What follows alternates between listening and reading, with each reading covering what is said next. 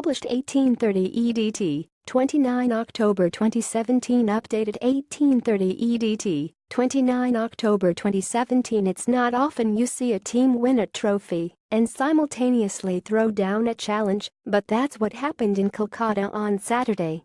We can say without fear of contradiction that, at present, English football has the best youth program in the business. Steve Cooper's under-17s crowned a glorious year for the development squads by following the under-20s lead and conquering the world. And in doing that, those young players laid down the gauntlet to their clubs. They cannot be failed now. They have to be given every chance to become the stars we hope they will be, not left to stagnate behind a raft of signings in the future. England under-17s defeated Spain 52 to win the World Cup in Kolkata on Saturday. Phil Foden, right of Manchester City, scored 2 in the final and one player of the tournament. Steve Cooper's under-17s crowned a glorious year for the England development squads. Look at Manchester City's Phil Foden as an example. If he does not make it as an elite footballer, we should all pack in and say it's never going to happen for a young English talent ever again. I look at him and can see James Rodriguez. Foden, believe me, is a superstar in the making. It's easy to say that after he scored 2 goals in a World Cup final and one player of the tournament, but he has got the lot. People are talking about him being ready for the Premier League in 6 to 8 months, but look at him, he's ready now. This is what concerns me about the kids who have been successful in 2017. They have made their mark in boys football, but what they all need now is the chance to do so in the men's game. They don't need to hear coaches telling them to wait for the future. I've watched every tournament this summer.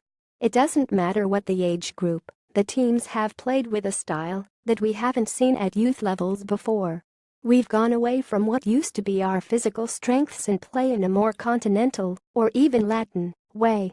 Winning those tournaments has given everyone a lift.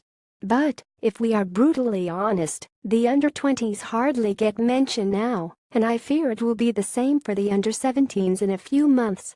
Once these players go out of sight, they go out of people's minds.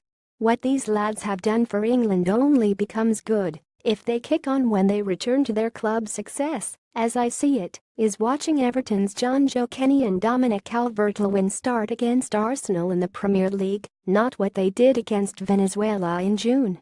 Dominic Calvert-Lewin has played regularly at Everton after England under-20 glory. First team football will prove crucial in the next stage of development for England's heroes. Those two are at a club that will give them a platform. Southampton, Tottenham, and Manchester United will do likewise, but what about elsewhere? I used the word stagnate earlier because I have seen so many lads fail to fulfill their potential due to a lack of games.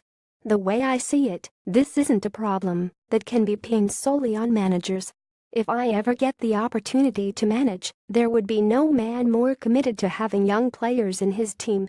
I know what it's like to be 18. All you want at that age is a reason to believe. I also know, though, that if I do get a job, should I fail to win my first 4 or 5 matches, I'll face the sack.